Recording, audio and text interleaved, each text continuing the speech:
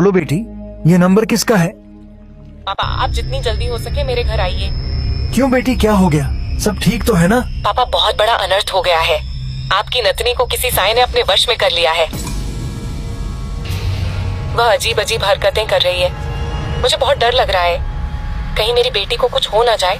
इतना सुनते ही उसके पापा के हाथ से पानी का डिब्बा नीचे गिर जाता है। वह समझ ही नहीं पाते कि अब क्या करें, क्योंकि रात काफी हो चुकी थी।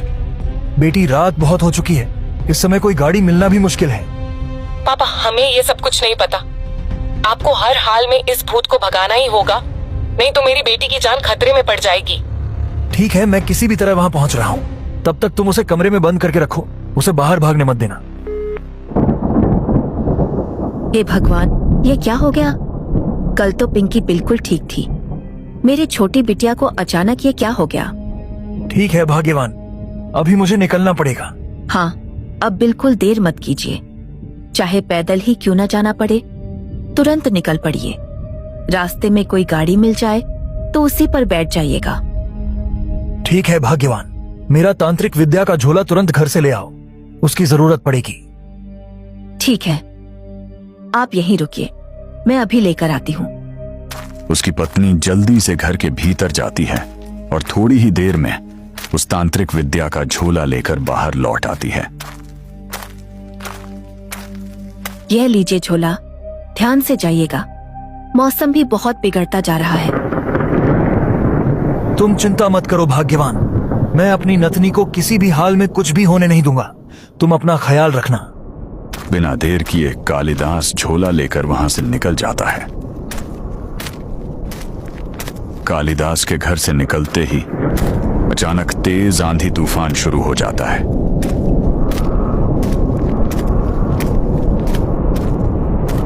इस तूफान को देखकर लगता है मानो इसका इरादा कुछ ठीक नहीं है। ऊपर से बादल बार बार गरज रहे होते हैं। फिर भी कालिदास बिना एक पल रुके काफी तेजी से आगे की ओर बढ़ रहे होते हैं। कालिदास पेशे से एक ओझा है जो किसी भी प्रकार के भूत को आसानी से काबू में कर लेता है। उसे वह सभी तांत्रिक विद्याएं आती हैं जिनकी मदद से वह सबसे खतरनाक से भी खतरनाक भूत को भी पल भर में पकड़ सकता है। लगता है आज इस रास्ते में कोई गाड़ी नहीं मिलने वाली है। रात भी काफी ज्यादा हो चुकी है। अगर कोई गाड़ी मिल जाती तो मैं जल्दी अपनी बिटिया के पास पहुंच जाता। कालिदास की ये बातें मानो ऊपर वाले ने सुन लिया हो। तभी अचानक उनके पीछे से किसी टेम्पू के इंजन की तेज आवाज सुनाई पड़ती है। सुनसान रास्ते में वह आवाज मानो उम्मीद की एक किरण बनकर गूंज उठती है। कालिदास सुनसान रास्ते के ठीक बीचों बीच जाकर खड़ा हो जाता है। टेम्पू अपनी रफ्तार कम करते करते आखिरकार कालिदास के ठीक सामने आकर रुक जाती है। अरे ओ काका, मरना है क्या? मेरी गाड़ी के सामने से हटो। ड्राइवर जब उसे ध्यान से देखता है तो तुरंत पहचान लेता है। अरे यह तो ओझा बाबा हैं। इतनी रात को इस रास्ते पर क्या कर रहे हैं? अरे कालिदास बाबा, इतनी गहरी रात और इस आंधी तूफान में आप बीच सड़क पर क्या कर रहे हैं? कहीं आप रास्ता तो नहीं भटक गए? अरे रघु, तुम सही समय पर मिले हो। जल्दी मुझे बैठाकर लेकर चलो, बहुत बड़ी समस्या आ गई है। बाबा, पूरे दिन गाड़ी चलाते चलाते बहुत थक गया हूं। अब मैं सीधे घर जाने वाला था। रघु, ये क्या कह रहे हो? ऐसे समय में अगर तुम मेरी मदद नहीं करोगे तो कौन करेगा? तुम मुझसे 2 गुना पैसा ले लेना, लेकिन अभी तुरंत मुझे वहां पहुंचा दो, नहीं तो बहुत बड़ी समस्या खड़ी हो जाएगी। अगर ऐसी बात है तो मैं आपको जरूर लेकर जाऊंगा। उससे पहले मैं घर पर फोन करके बता देता हूं कि आज रात आने में देर हो सकती है। रघु, तुम रास्ते में कॉल करके बता देना, लेकिन अभी बिना देर किए चलो। ठीक है, बैठिए। लेकिन जाना कहाँ है बाबा? ये तो आपने बताया ही नहीं। यहां से आगे 2 गांव पार करने के बाद जो तीसरा गांव आएगा वहीं मेरी बेटी का ससुराल है। उसी गांव में मुझे जल्द से जल्द पहुंचना है। अच्छा, कनिका बिटिया के यहाँ जाना है। ठीक है बाबा, आप जल्दी से बैठ जाइए। जैसे ही कालिदास तांत्रिक बाबा टेम्पू में बैठते हैं, रघु बिना देर किए इंजन स्टार्ट कर देता है।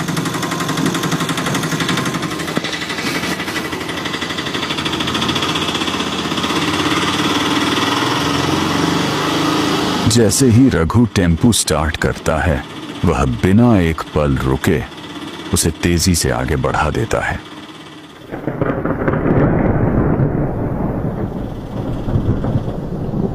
आसमान में बादल लगातार गरज रहे हैं, जैसे बारिश भी जिद पर अड़ी हो कि आज की रात किसी भी कीमत पर रुकने वाली नहीं।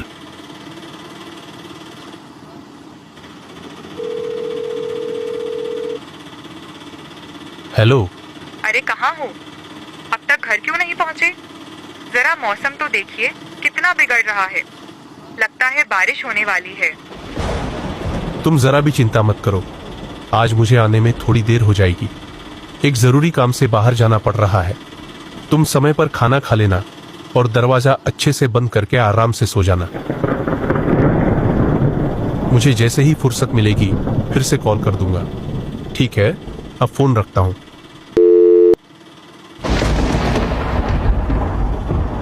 कुछ ही देर में ड्राइवर साहब घर पर कॉल करके बता देता है कि आज उन्हें घर आने में देर हो जाएगी।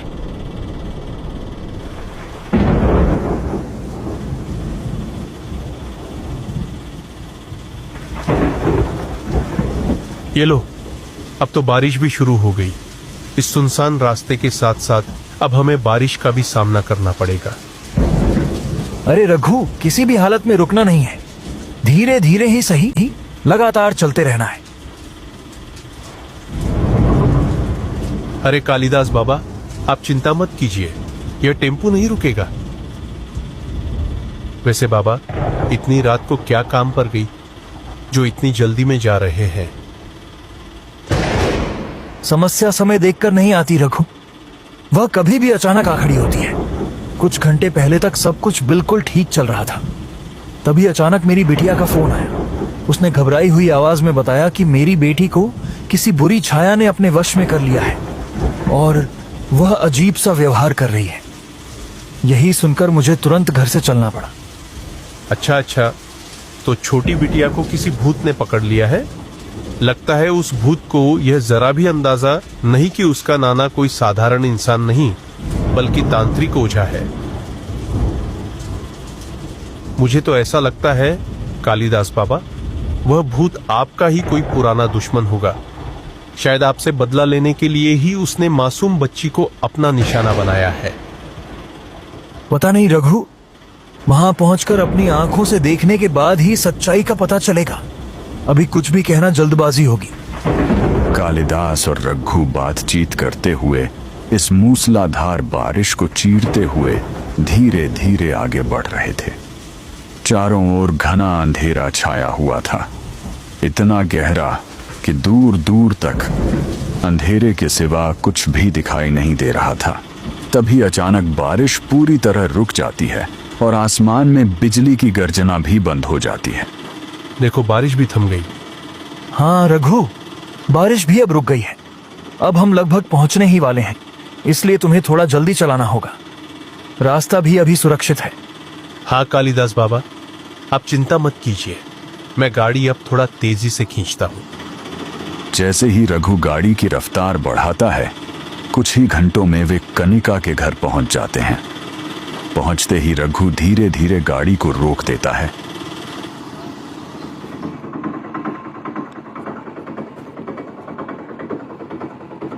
और दोनों टेम्पू से बाहर उतर जाते हैं।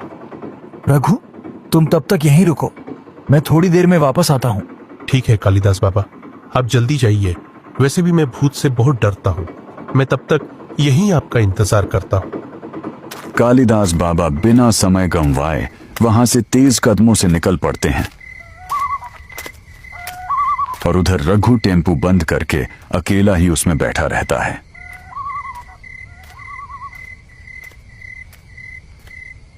अरे बेटी, दरवाजा खोलो, मैं पहुंच गया हूं। दरवाजा खोलो बेटी। काफी देर तक गरजने के बाद अचानक दरवाजा धीरे धीरे चरमराते हुए खुलता है। अरे पापा, आप यहाँ इतनी रात को? ये क्या कह रही हो बेटी? तुमने ही तो मुझे फोन करके कहा था कि तुम्हारी नातिन को किसी साय ने पकड़ लिया है। ये क्या कह रहे हैं पापा? मैंने कब आपको फोन किया? आपकी नतनी तो सो रही है। अगर तुमने फोन नहीं किया तो फिर किसने किया? कॉल पर आवाज तो तुम्हारी ही थी। तुम रो रो कर कह रही थी कि पापा आपकी नतनी को किसी साय ने पकड़ लिया है। अगर आप नहीं आओगे तो बहुत अनर्थ हो जाएगा, इसलिए मैं इतनी तेज बारिश में भी यहाँ चला आया। अच्छा ये सब छोड़िए पापा, ये बताइए किस नंबर से कॉल आया था? शायद कोई नया नंबर था बेटी। हड़बड़ी में मैंने तुम्हारे नंबर पर कॉल करके भी चेक नहीं किया। लगता है पापा किसी और ने आपको फोन करके मजाक किया है, लेकिन आप तो कह रहे हैं कि आवाज मेरी थी। आखिर ऐसा कैसे हो सकता है? खैर ये सब छोड़िए पापा, आइए घर के अंदर चलिए। अब आप कल ही घर जाइएगा। नहीं बेटी, तुम अंदर जाओ, मैं फिर किसी दिन आऊंगा। मैं अकेला नहीं आया हूँ, मेरे साथ एक टेम्पू वाला भी है। ठीक है बेटी, अब मैं चलता हूँ। कालिदास इतना कहकर वहां से मुड़ जाता है। चलते चलते उसके मन में एक ही सवाल गूंजता रहता है, आखिर उसे कॉल किसने किया था? रघु, टेम्पू स्टार्ट करो, अब हमें घर के लिए निकलना है। अरे कालिदास बाबा, आप तो इतनी जल्दी लौट आए। क्या हमारी छोटी बिटिया ठीक हो गई? रघु गाड़ी स्टार्ट करो, रास्ते में सब कुछ बताऊंगा। कालिदास ज्यादा कुछ नहीं कहता, वह बस रघु से गाड़ी स्टार्ट करने को कह देता है। ड्राइवर भी ज्यादा कुछ नहीं बोलता, वह चुपचाप टेम्पो स्टार्ट करता है और वहां से निकल पड़ता है।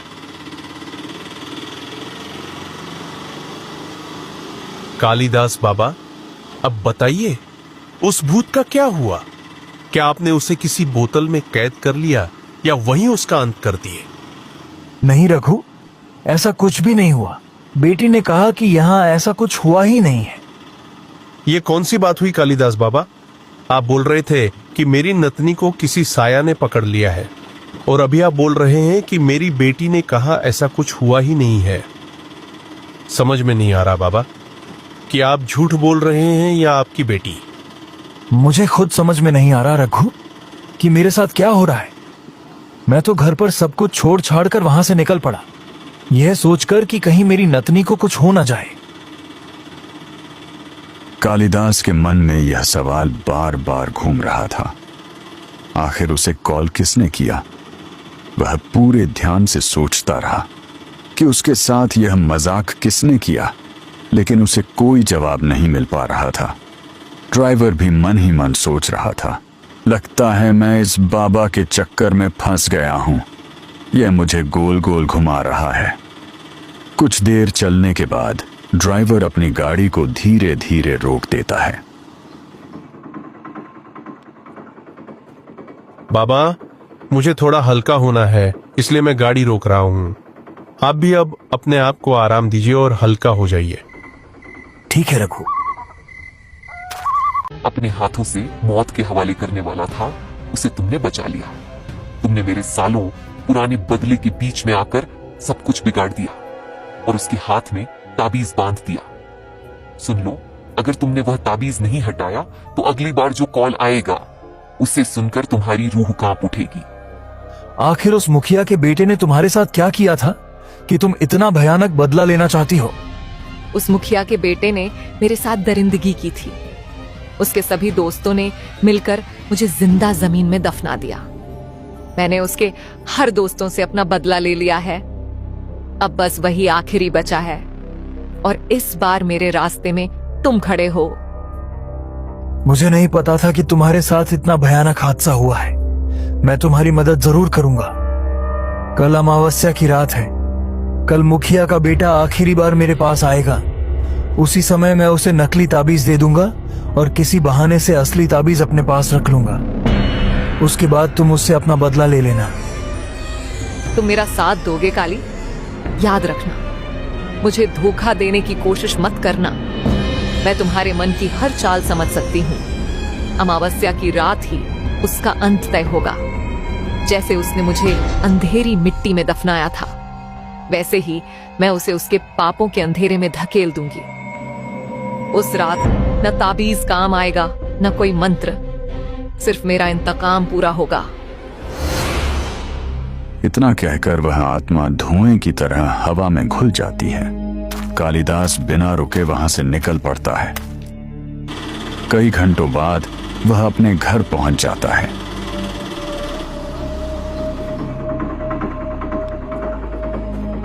ड्राइवर भी उससे 2 गुना पैसा लेकर वहां से वापस चला जाता है।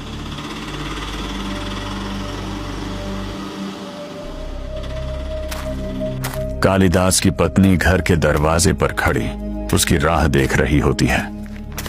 क्या हुआ जी? हमारी नतनी ठीक तो है ना?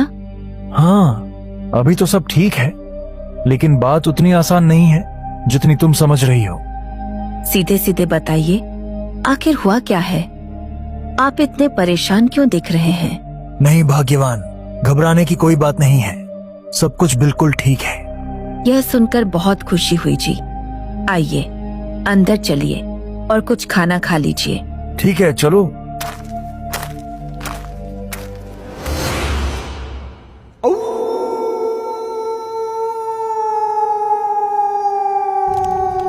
अगली अमावस्या की काली रात में कालिदास बाबा पूरी तरह से तैयार बैठा था। उसके सामने जमीन पर लाल रंग का घेरा बना हुआ था। उस घेरे के बीच एक कटे हुए सिर का कंकाल रखा था, जिसकी खोखली आंखों के भीतर आग धधक रही थी,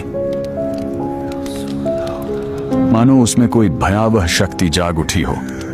कालिदास बाबा आंखें बंद किए मन ही मन मंत्र जप रहा था। बैठ जाओ बच्चे, मैं तुम्हारा ही इंतजार कर रहा था। मुझे पता है तुम क्या कहने वाले हो। वह अब भी तुम्हारे सपनों में आती है ना? इसलिए वह पुराना ताबीज यहां रख दो और यह नया ताबीज अपने हाथ में बांध लो, फिर बिना पीछे मुड़े सीधे वापस चले जाना। ये क्या बाबा, आपको तो सब कुछ पता है कि मेरे सपनों में कौन आया था। ठीक है बाबा, मैं यह ताबीज अपने हाथ में बांध लेता हूँ और बिना पीछे मुड़े यहाँ से चला जाता हूँ। इतना कहकर मुखिया का बेटा ताबीज अपने हाथ में बांध लेता है और बिना पीछे मुड़े वहां से निकल जाता है। जैसे ही मुखिया का बेटा उस ओझा के घर से दूर होता है, एक रोशनी उसके शरीर में प्रवेश कर जाती है। रोशनी के प्रवेश करते ही उसकी आंखें तुरंत लाल हो जाती हैं। क्रोधित आत्मा उसके शरीर की सभी हड्डियां तोड़ देती है और वह धराम से नीचे गिर जाता है। और वह आत्मा अपना मकसद पूरा करके वहां से चली